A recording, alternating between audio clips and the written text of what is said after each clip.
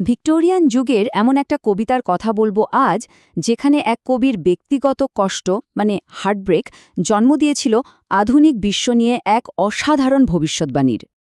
ভালোবাসা হারিয়ে গেলে ঠিক কি হয়, কেমন লাগে? এই প্রশ্নটা, এটা তো সদার জীবনের একটা অংশ, তাই না?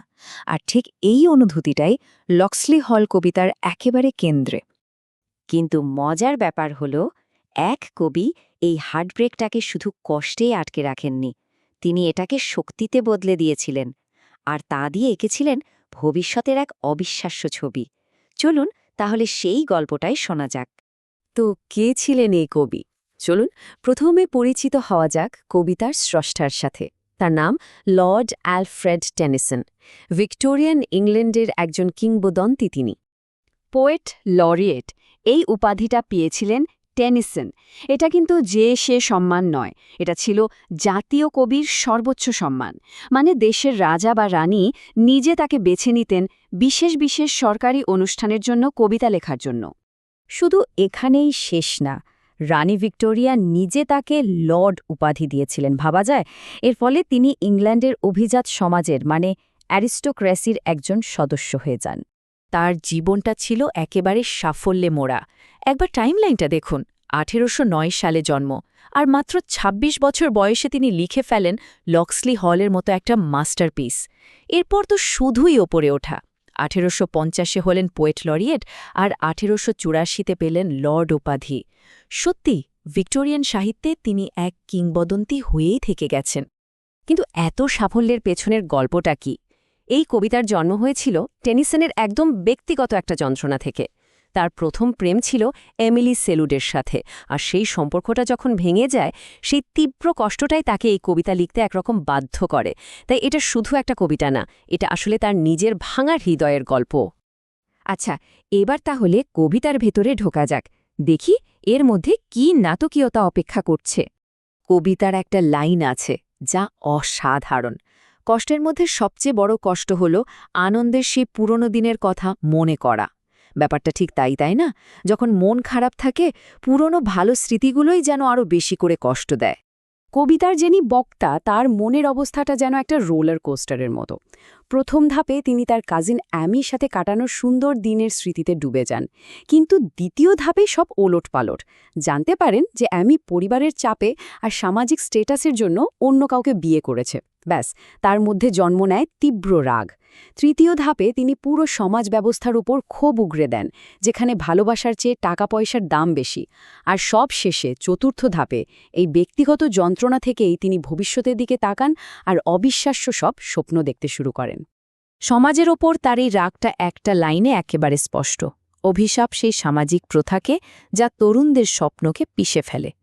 সোজা কথায় তিনি সেই সমাজকে অভিশাপ দিচ্ছেন যা তরুণদের স্বপ্ন, তাদের শক্তিকে নষ্ট করে দেয়।